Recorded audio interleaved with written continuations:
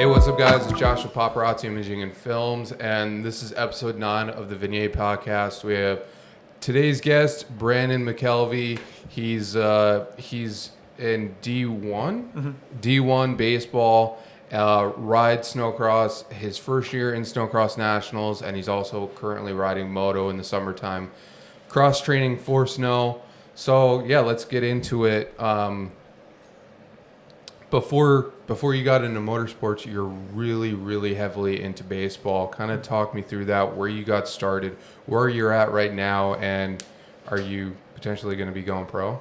Yeah, so started out in T-ball, started out pretty young, and then played travel ball all the way up, and then played high school ball, and then signed with this team called McCook in Nebraska, and went there and played. The end goal would hopefully to be, pro or like something, or even if I didn't make it to the major league, something like independent ball or single A rookie ball. Just grew up playing travel ball, and then I did a couple showcases Perfect Game and can't remember the other one. I can't remember what it was called, but yeah. Nice. So did baseball. That's awesome. That's I don't see a lot of people in the motorsports industry doing baseball. Yeah, you know. Well, you don't really hear of anybody playing any other sport, right? Even high school football or something. You don't. It's kind of just everybody focuses so hard on moto or snowcross, or so. That's cool. That's really cool. So, how did the process of you getting picked up by a team? How was that? So a couple of teams reached out. And then there were some teams where, if you really wanted to play there, you reached out to them. And McCook was one of those schools where I reached out to the coach. And he had a spot. He had some guy that he had already signed, but he had a spot that he said I could prove my spot. And, so I reached out to him. And then I went down there for a visit. And I was and signed there. And then went down there in, August, did a training camp. And then during training camp is, when you had to prove yourself. Either you're getting cut or you made the team. And, yeah. Nice. Well, so you basically opened the door for yourself. Oh yeah. That was McCook was one of those schools. It's the show Last Chance U. Yeah. It's kind of like that, where it's in the middle of nowhere, but the athletics are so good. Everybody from volleyball, especially the basketball team, everybody's so good, and I saw that, and there was a lot of guys that have been drafted out of there. So I saw that, and I was I want to go there. That's awesome. So that's awesome. And the travel schedule, what is that like? So are you basically just playing in Nebraska, like you said, or is it you're going statewide? You go everywhere. You go, the first week, it was Texas, I think it was Fort Worth or something. And then you go to Oklahoma, Colorado, Florida, I think was one. And then, you travel all over. Holy crap. Yeah. Wow. Yeah, and it sucks because, the bus. You don't fly, it's a bus ride. So yeah, that's a long time in a bus. Yeah, and our bus, the athletics were amazing, the facilities were great, but the bus was not that good. Bus was kind of on the lower end. So, but yeah. Nice. Well, they gotta keep the budget somewhere in the middle, right? Yeah. I just I think the year after I played there, they had a thing for $10 million to improve the athletics. So yeah. Hopefully they get a new bus. Hopefully, yeah. or find a sponsor to buy them a bus. Yeah. So, you being at the top level right now with D1, how does that feel to you, knowing that you're right there? It feels pretty good. I mean, that's what I worked my whole life towards, and my trainer Dan, who used to play in the MLB, we've been working at it since I was 6 years old, and so the hard work. Once I signed to that school, it was it felt good because all the years of ups and downs, and it feels good. And then everything pays off. Yeah, and it feels good too because you're playing with guys one of my teammates from Puerto Rico, Ricardo Hernandez. He got drafted by the Yankees, but then he turned it down because he didn't feel like he was ready. So you're playing with guys like that, and then you're playing with country dudes who are just huge. And so it feels good to play with them. Wow. That's pretty insane. Yeah, and people are from all over. Arjun, one of my teammates, he's from the Caribbeans, I believe, or something like that. And then a lot of Puerto Ricans, Australians, Canadians, which I got along with them good. Being a Minnesota boy, everybody thought they'd be oh, you're basically Canadian, which, because they said that we had similar accents. Yeah. Which, of course, I don't hear because, but, yeah. That's quite funny. Yeah, we're not too far away from from the Canadian border. Yeah, no, some of them are, pretty close because, like, they're like Winnipeg or Manitoba, so they're not like too far away. Yeah. So are you going to be playing over in Canada or no? no. No. Interesting. Okay. What made you shift into the motorsports side of things outside of baseball? So I mean, I always rode a dirt bike in my backyard, like a CRF. I can't remember what the bike was, but it was like a kind of a shitty Honda. Mm-hmm. But yeah, it was always in the back of my mind, but I didn't ever want to get hurt for baseball, because baseball it was year round. You didn't want to get hurt for it.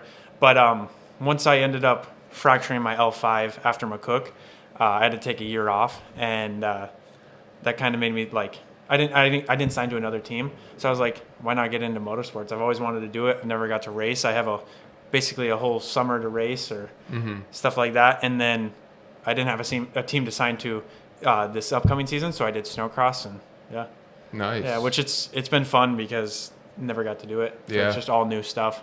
Is it a whole different adrenaline rush for you? Oh yeah, for sure. I mean, like hitting a home run is cool, but it's snowcross or motocross. It's the whole time. It's so intense. Mm-hmm. Like from the gate drop to the end, like everybody's, especially in snowcross, everybody's pushing so hard. Yeah. So yeah, it's fun. You come back to the trailer and you're like still shaking.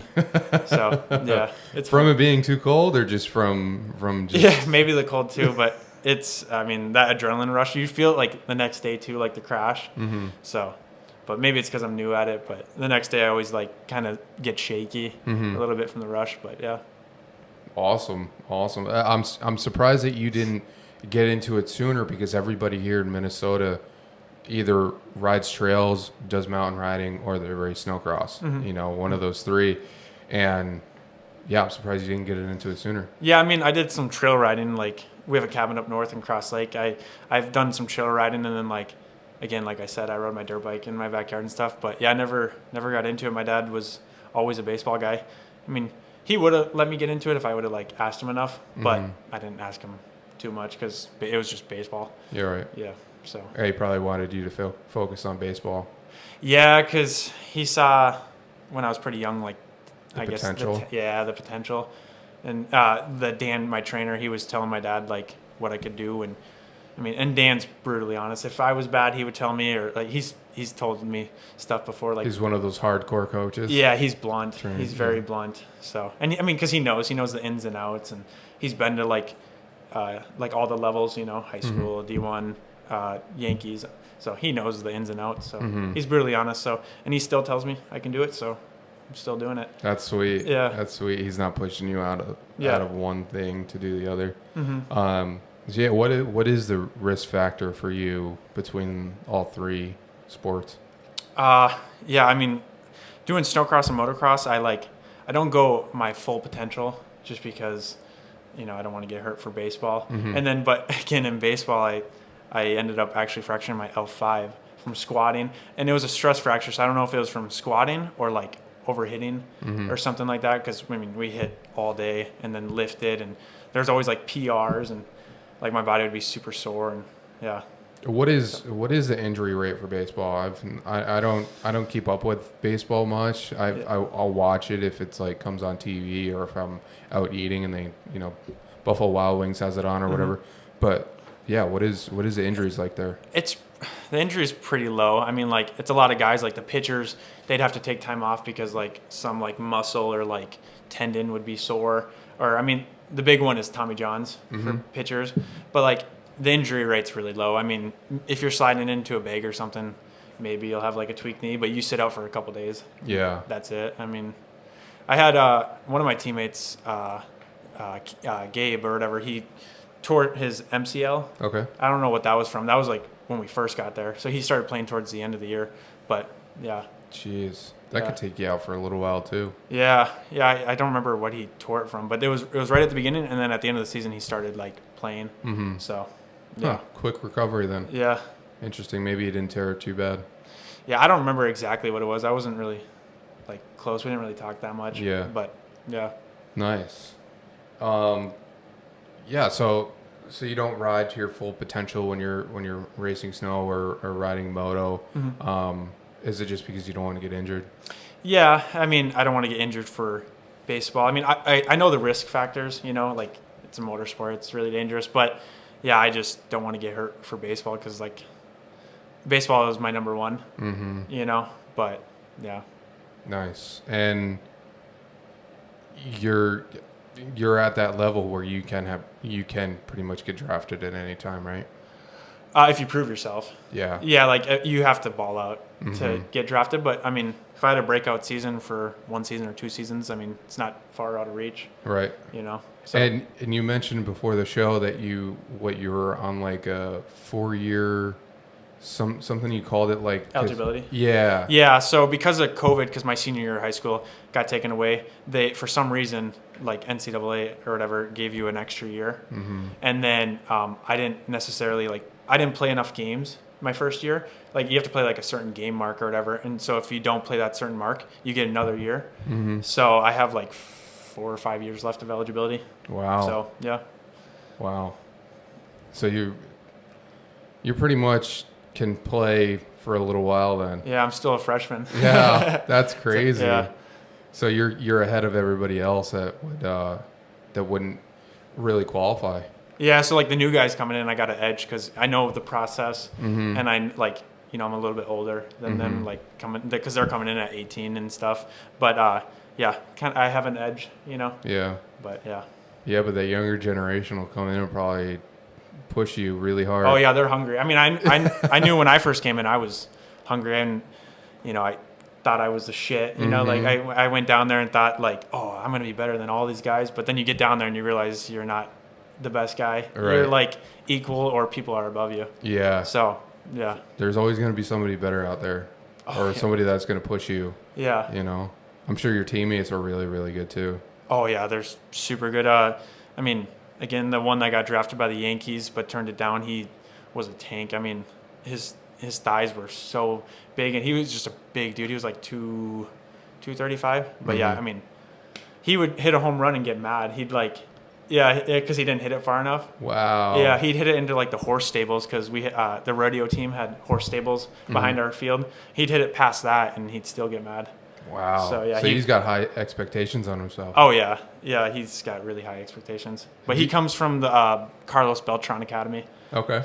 3 of my teammates did, so they all came down together, or all signed together. I don't know what that is. Carlos Beltran, he's ex like MLB Hall of Famer. Wow. Okay. So and I don't know exactly how it works, but I think he coaches it. But yeah, so they came from there, and that's like they go to school there, and then they play baseball there. So it's like an academy. Jeez. So. That's insane. Yeah. So what are your expectations on yourself now that you're at D1? Just to go out there and honestly like just make the team. Because like during training camp you have to make the team. And once you make it past that point, you still have to go out and prove yourself, but that's like my biggest like expectation, just to make the team when I go back this fall, is just to make the team. So I'm sure that's a little nerve-wracking. Oh yeah. Yeah, I mean, because everybody's coming in from all sorts of places, and you don't know anybody's like talent level, or you don't know who's coming at the spot that you're at, like you don't know who they are, where they're from, what they are. But yeah, but one of the guys that I played first base with is an absolute tank. He was 6'7", 285. He's from Illinois. Yeah. Holy crap. Yeah, his name's Zach Beatty. Really good dude. I am still friends with him, but he I can't remember if he was like top 3 for 2 years in a row with home runs. He hit like 31 his first year, and then 34 his second year. So yeah, I was gonna say, what are the rankings for you and your teammates? I'm sure it's very different. Yeah, well, when I was there, we were can't remember. It was like top 5. We were top 5 in home runs because we were hitting so many home runs like every single game. Everybody on the team was a tank. So that's sweet. Yeah, it's cool seeing your teammates getting ranked really high. And yeah, it's cool. Because we're all really close. But that's also the competition level, because you want to be you want to be better than your teammates because you want to be drafted or whatever, be picked or on just play time. Yeah, playing time. Yeah, that too. Yeah. Huh.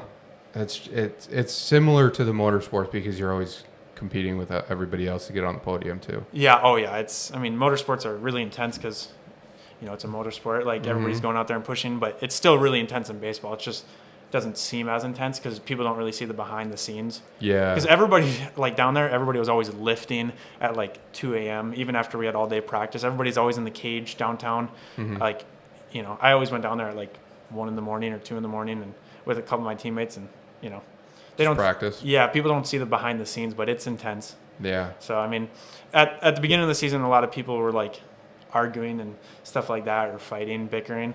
But you know, as you like hang out with them more, like we all became like really, really close friends. Yeah. We still talk like almost every day. That's sweet. A lot of my teammates. So yeah. That's a good friendship right there. Oh yeah, yeah. We got a nice brotherhood going. Nice. Yeah, just because you know we're in the middle of nowhere, but like we got to play really intensely, and you know when we came in, we were like really young, fresh out of high school. So yeah. Nice. And like you said, you got to work in the dark to prove yourself. So then when you do have eyes on you, it's like, this dude's been putting the work in and we aren't seeing it, but we can see it on paper or when he's out actually competing with other teams. Yep. Yeah. Cause at practice, I mean, you don't really have that much opportunity to prove yourself. So if you're not getting the playing time you want, you only get like 25 swings to prove it. Yeah. You know, like off the machine. So, jeez. yeah. You hit like thousands and thousands of swings just for those 25 for that day. And if you have a good day, like hopefully you'll get in the lineup. But yeah, that seems really intense. You know, yeah, that seems a lot more intense than going out and riding moto and just practicing, because you know you only get so much time. Oh yeah, you get no time to prove yourself. Yeah, and like if you go 0 for 4, you have to wait like. I mean, sometimes we play like back to back, but like if you go 0 for 4, you have to wait, and that just was a bad feeling. And so, yeah. Well, thank you. Yeah. Well, thank you. Best of luck, you. Best of luck to you, man. Yeah. So, what was your first year of snowcross like, and are you going to be coming back for a second year, depending on baseball? Yeah. So the first season, this season, I ended up 23rd in points out of like 50 some people, I can't remember, but it went decent. It's just you have to train so hard. Yeah. Like dudes are so gnarly at the national level, but yeah. I mean, I wish it could have went better, but it was still a good season. Yeah, and you didn't do any regional races. You just jumped right into the tank. Yeah, basically. Tank. I mean, I did like the ERX regional and stuff like that, and one other regional, but yeah, basically just nationals. Jeez. I did a couple grassroots. Yeah. But that's nothing like nationals. Yeah, that's not even like regionals. No. So. You're guaranteed to be on the podium. Yeah. At grassroots. Yeah, basically. Yeah. You know, those are like the ditch banger guys that just come in and want to have fun. Yeah, I mean, you're only racing against like at max like 5 people. Yeah. And then some nights like just you or 2 other people. Right. So. Right. So if you do nationals again, are you gonna do more races aside from the nationals, like regional stuff? Yeah. So like the Midwest series or whatever, like the Midwest one that you shot a lot, I'll probably go out there and do that a lot more, and then like just like the ISOC regionals and stuff like that, just to get my feet wet more, because then to bring that to the national level. Yeah. So. Yeah, seat time is very important. All the guys that you race with, they're practicing nonstop. Yeah. Either they have a practice track at their house or they're going to ERX and renting out the track. One of the two. Yeah. You know. Yeah, and I think the biggest thing for me is like I need to find a trainer, like someone that used to ride, because like there's a lot of snowcross, the jumps are so peaky, like you have to hit them just right, and I'm just not there yet. I don't have enough experience, so I need somebody to tell me like how to hit it, how much throttle, like how much brake to use, because braking in snowcross is a huge thing. Yeah. You don't really need braking as much in moto. I mean, you still do, but not in midair. Yeah. I would say you don't have a lot of engine brake on a sled. Yeah. Compared to a moto bike, Yeah. Yeah. You kind of come into the corners and it's still coming in hot. So. Yeah. You only really use your brake in a corner if you're brake tapping in the air. Basically, yeah. Yeah. Yeah. So you'll be back for a second year? Yeah. So, I mean, depending on how baseball goes, or maybe I could talk to my team and see if like they would let me do a couple nationals, but I have a feeling they're going to be like, no, we're investing in you, or, like, cause they pay for all the travel stuff. Yeah. So I don't know if they're going to let me do it, but, if I go to training camp and I get like cut or something, then obviously I'll be back. Yeah. Hopefully you don't get cut, man. Hopefully not. Yeah. Because that would suck. Yeah. I mean, yeah, I guess I haven't been cut yet, but it's a bad feeling. For sure. Yeah. For sure. And especially like going back to the level that you're at with D1, it's like if I was in your position, I'd take that freaking seriously. Oh yeah. You know? Yeah. Just like full time. Yeah, because we didn't even talk about the money aspect of it, or even having a longevity career in baseball. Because really, the amount of money that you can make in snowcross is very small. Mm-hmm. You know, you'd have to market yourself on social media. You'd have to have a personality. Let's say like Cody Kim, you got kind of his hairstyle right now, flowing with with everything, and just being a very personable person in the pits. That's really the only way, and you'd have to be in it for 10 plus years to make any money and be in pro class, you know? Yeah, you have to be like a main factory guy, getting paid big by the manufacturers to like make, a decent living, from what I've heard. Or you could be like a Deegan and really grow your social media from the amateur ranks up until then, and you're still making money because you could have 30,000 followers and people are like, I want to invest in you. Yeah, he's had the spotlight on him since he was like, 9 or 10? Yeah. Maybe even earlier. Yeah. So, yeah. I remember watching a video of him back in the day. There was a show. It was in Inside the Outdoors is on Fuel TV. It was probably way before your time. And then they transitioned into another show. I think it was like Supercross Behind something or Behind Supercross. I can't remember what exactly, but it's on YouTube, and I'd watch it here and there sometimes. But it was when Deegan was coming up and Brian was still doing freestyle, but he was getting, his son into moto a little bit, and he was kind of, gravitating towards that, and he was, coming up, and I think that's when it started spiking for him. Yeah. Yeah. I remember watching him like do a backflip or whatever, like, what was it, like 7 years ago? That backflip he did, that was pretty sick. He did a backflip over his house too. Oh, he did? I think so. I didn't see that, but yeah, that's sick. I saw the one that he did like that dirt jump or whatever. But yeah, that was pretty gnarly.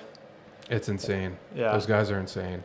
Yeah, I mean, he's got a good mentor in Brian. Yeah. And I mean, he's got like a lot of people around him that know what to do, and so yeah, he's got a lot of his whole family races too. Yeah, like his sister with NASCAR. Yeah. Yep. Yeah, and then his younger brother races too, and he's into moto. Yeah.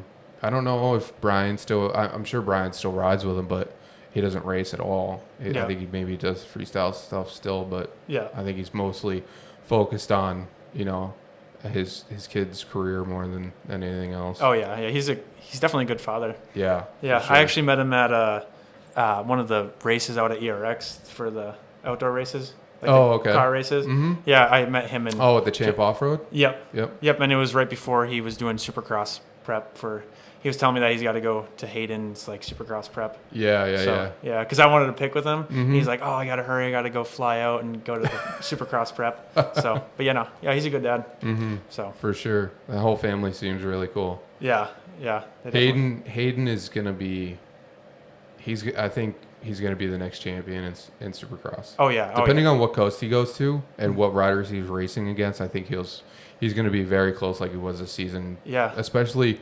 Especially with what he did, going from the futures, he only had what he jumped into two races in from the futures into Supercross, and he's second in points. Yeah, now. Or at the end of the season. Second in points. That's insane. Right in front of Anstey, it was insane against dudes that are like 12 years older than him. Yeah. So. But then that goes back to like what you're saying, or what we were talking earlier, is the younger generation being very hungry. Oh yeah.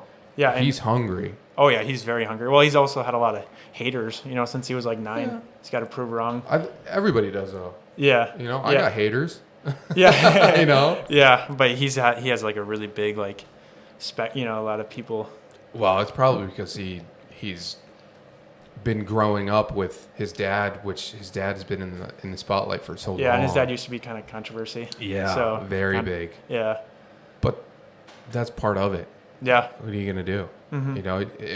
I see it as if you don't have haters and you really don't have a following, because you need that. You need people to have negative comments in order to make conversation with other people that are actually true fans, you know? Yeah, it just adds to the story. Exactly. And and the feel. Yeah. So. Yeah. Just like snowcross, I feel as if snowcross needs controversy. I don't feel like there's definitely not enough. There needs to be more rivalry. Yep. Everybody's buddy now. Yeah, exactly. Yeah. Yeah, everybody can walk into anybody's trailer and be like, "Hey man, what's going on?" You know, like the mechanics and stuff, and I think it's taking away from the professional side of things to where people, like back in the day when Ross Martin and Tucker Hibbert and Logan Christian and all them top dudes were very, very professional, they wouldn't come out of their haulers until they had to race. Yep. You know what I mean? Yep. I think that aspect of snowcross needs to come back. And even in moto too. Yeah. I feel like everybody in the motorsports industry is very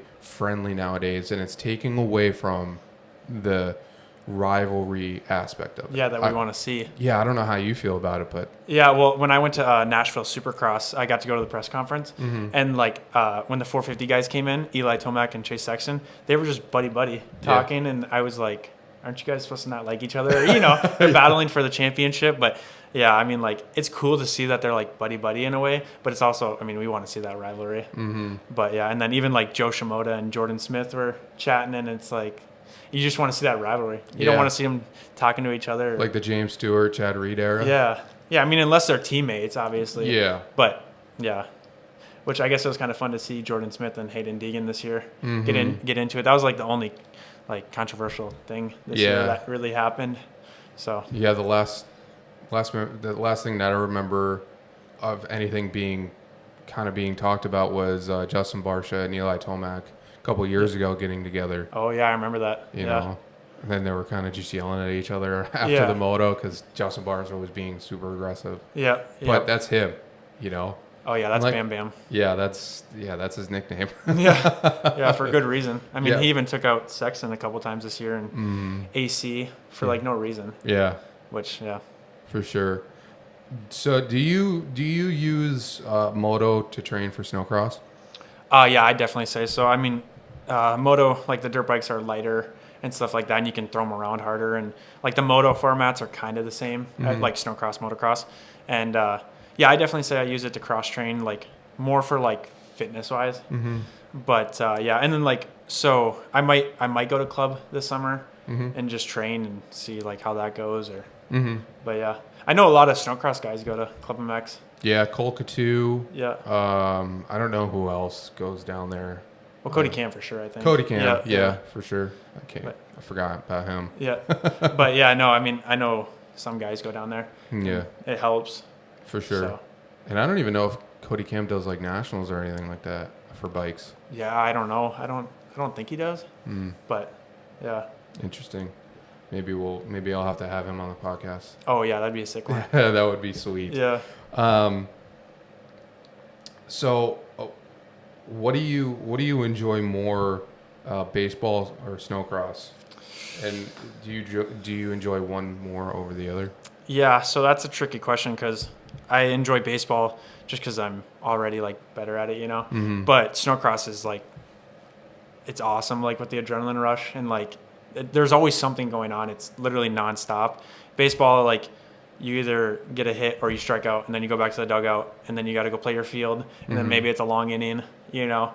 But I mean, I do enjoy baseball, but snowcross is just awesome how it's all the time. Yeah. Like, and it's all day too. You know, you race and then you get to watch the night show.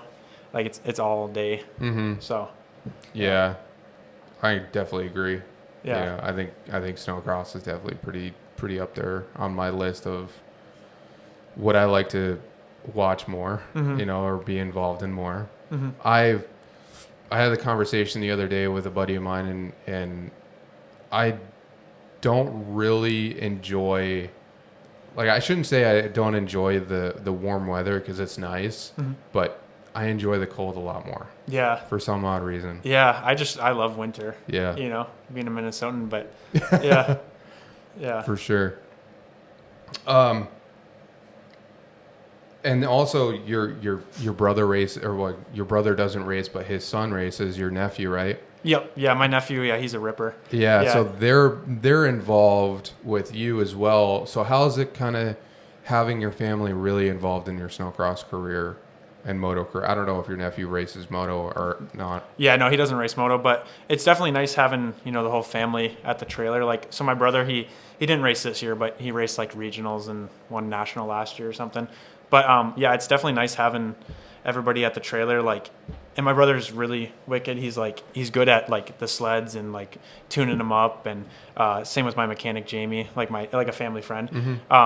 So yeah, coming back to the trailer and like they'll ask me like how I feel or like if something's off, and yeah, it's just cool. Like with the family, like you come back, you play video games, play a card game or something in between like heats or something. So yeah, it's fun in that aspect.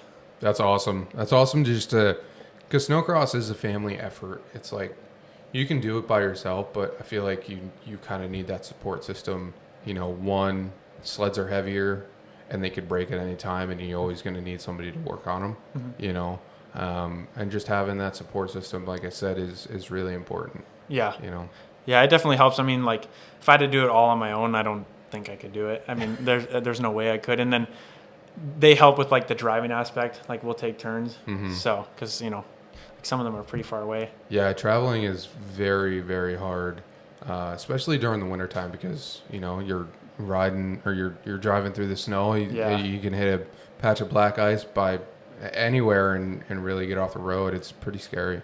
Yeah. I don't even know how the guys that drive the haulers do it. Oh, yeah, I can only imagine because my dad, I can't remember what national it was, but he hit a patch of ice and the trailer went like completely sideways and he saved it. So yeah, I can only imagine a big rig. That's scary. Yeah. That's scary.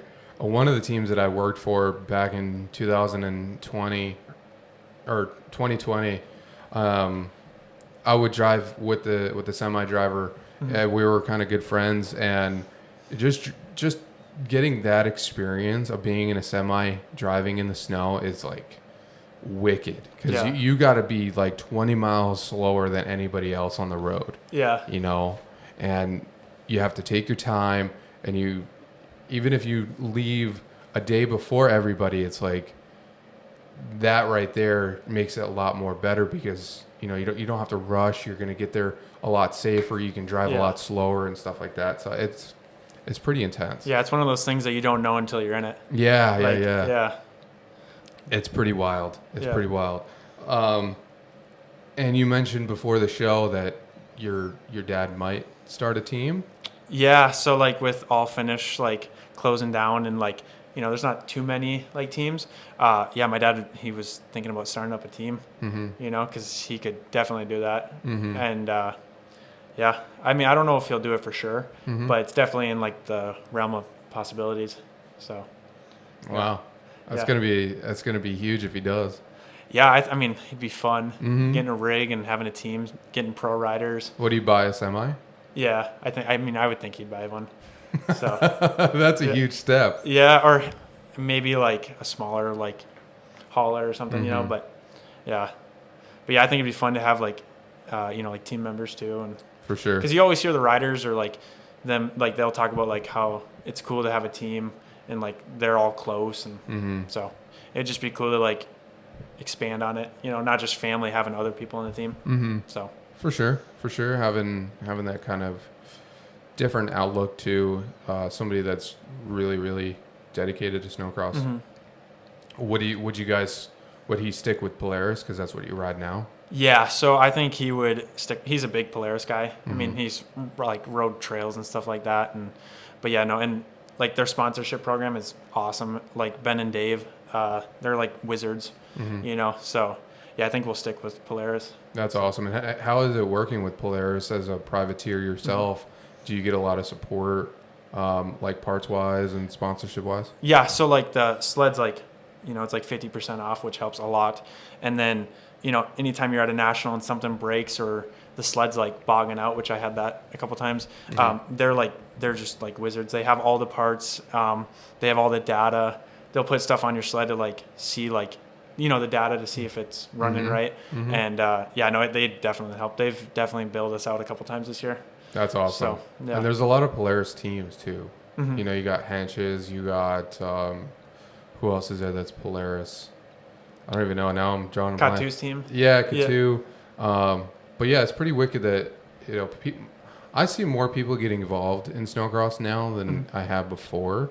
Like there's, even though with All Finish kind of closing their doors, it kind of sucks. And then Logan Christian retiring, but it seems like more families are getting involved. You have Flips and Racing that they bought their own trailer, and they have their own team now, which is really cool. And then they have Kenny Mandrick part of the team, you know. So I don't know. Do you see the sport of snowcross kind of growing? Yeah, I definitely think it's growing. I think it's due to people like you growing the sport and like getting like content out there. Because before, I mean, I wasn't in it before, but it just seems like there wasn't really that much content, or like the riders didn't really have like a voice, or you know. Yeah. So I feel like there's a lot more like media being put out there and pushed to people. So I definitely think it's growing. Yeah. So I couldn't agree more. A lot of people say it's kind of dying off. I don't think so. I know. Yeah. I would say like the money is being spread out more to all these riders, and especially with Arctic, not downing Arctic by any means, but it just seems like a lot of people are kind of getting off that brand. Yeah. And kind of going to Skidoo or Polaris. Yep. Yeah, Skidoo is the main one, but yeah, Polaris is pretty big too. Yeah. But yeah, I know. I hear people saying that the sport's dying off too, but I just don't see it. Yeah. I mean, even like at ERX, the crowd size is pretty big too. Like even from a fan perspective, I think it's growing. Or like you watch like highlights on like Facebook or something, and you'll see it has like 500,000 views and like 200 comments or something, and it's like if it was dying off, I don't think it'd be doing that, you know? Right. So. Well, yeah, it was way before your time that you got into snowcross. It was when you were playing baseball, and they had the Pro Mod Open class. I do see a lot of comments of people like saying, "Oh, we should bring back the mod class," and it's like, yeah, it'd be cool as a fan standpoint. Like I've always said that they need to bring it back, but it's a money issue. It really is. And I've talked to Levi Andrew, team manager of Skullquist. I've talked to Robbie Malinowski, and they're like, the sleds back then were a lot slower, you know, than they are now, because the manufacturers have to produce the sleds to be what they were back in the day, you know? Yeah. I don't know what your take on that is as a excitement standpoint, you know, hearing a two-pipe sled compared to a one, you know, an ear bleeder is what I call them, you know? Yeah, I think the sleds now are, like, they sound pretty cool, I think. I've never heard a mod sled in person. I've only seen, like, when you post, like, the back in the day stuff. The throwbacks. I don't really have too much of an opinion on it, but I definitely think it'd be cool. Just another aspect to the sport, you know? What do you think the snowcross could do to maybe have, I don't know, more excitement? I don't know. Maybe, like, just more, like, they need to hire, like, better, like, broadcasters or, like, stuff like that. Have more, like, TV time, or, like, I think they need to have, like, a TV deal or something like that. So almost like what like Moto and Super does with Peacock. Yeah, because Flow Sports, like, that's not a good streaming site. No, I don't know if you watch it at all. It just lags the whole time. I've heard that. No disrespect to Flow at all. But yeah, I've heard that it's kind of hard to watch, and it definitely lags. Yeah, it's really hard to watch when you're watching it in the trailer or something. It lags the whole time. So then I'll just go out and I'll watch it in person. So I would rather go out and watch it in person anyways. You know, you're right there. But it's cold, and you probably just came off the line, and you don't want to be, you know, standing in the cold anymore. Yeah. I mean, like, after you race, if you're, like, banged up, you kind of just want to chill. So for sure. And the cold. So yeah, that's one aspect. Yeah. What was your favorite track this season? Like, venue-wise, I'd say Canterbury. Yeah. But, like, even though the track was kind of small. Yeah, no, I didn't like the track at all. Just like the grandstand was cool. But like, track-wise, I'd say ERX. Okay. ERX always has a banger track. The first time we were there, or the second time? I'd say second time. Okay. So when the track was reversed. Yeah, I kind of liked going, like, backwards. So I thought that was cool. The first time was cool too, but yeah, I'd say probably the second time. Nice. Yeah. Nice. I'd have to disagree with you on that one. You like the first one? Yeah. I don't know. I feel like the track wasn't really designed for, like, big air wise. It was kind of like they just put it together, you know? Yeah. They did the step up going towards 169 there, or by the highway, and I don't know. That was probably the only big jump on the Yeah, track. that's true. You know, For me, I rode that second track a lot better, and like I'm sure it was catered to riders a lot better. oh yeah, You know, yeah, and they had the split lane up there by the highway, right? yes, yep. Yeah. Yep, yeah, which was kind of fun because you could take different lines. But yeah, no, the first time was insane. You had that triple, and then you turned, and then you hit that big finish line jump, which was gnarly. But yeah, The finish was pretty nice. yeah, it was like basically just the pro guys hitting it. Yeah. From what I saw. So pretty insane. yeah. What are your plans between snowcross, moto, and baseball? Are you gonna kind of dedicate your time more to baseball or one over the other?